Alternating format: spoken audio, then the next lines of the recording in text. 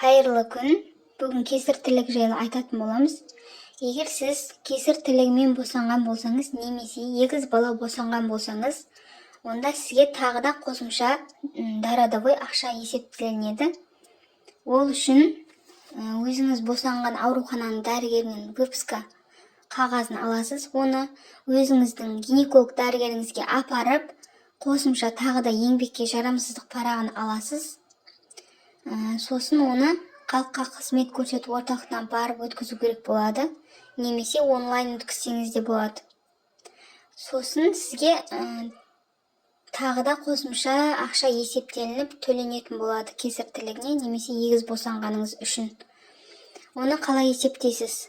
Мысалы, 490 мың теңгеден 12 ай құйсаңыз, онда сізде 5.880.000 теңге шықты. Оны бөлеміз 12 айға, ол 490 мың шығады. Оны көбейтеміз 4/2-ге. Қалыпты жағдайда босанғандар 4/2-мен есептелінеді. Сонда 2.058.000 теңге шықты, минус 10% пенсион ұстап қалады, 1.852.200 теңге алып қойдысыз 30 аптада. Енді босанғаннан кейін қайтадан есептелінеді. Ол кезде 4/7 коэффициентпен есептелінеді. Енді былай есептейсіз, 490 мың теңгені көбейтесіз 12 айға, бөлесіз 12 айға, сонда сізде 490 мың теңге шығады. Көбейтесіз 4/7 коэффициентке.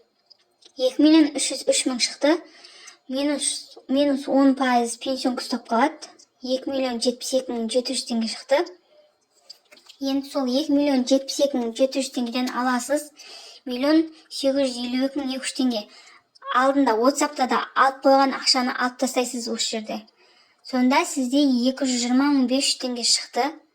Осы 220.500 теңге сізге кесір тілігімен босанғаныңыз үшін, немесе егіз бала босанғаныңыз үшін тағы да босанғаннан кейін барып төлеп береді. Егер сіз құжат тапсыратын болсаңыз ғана, 30 аптадағыдай тағы да еңбекке жарамсыздық парағын алып өткізесіз.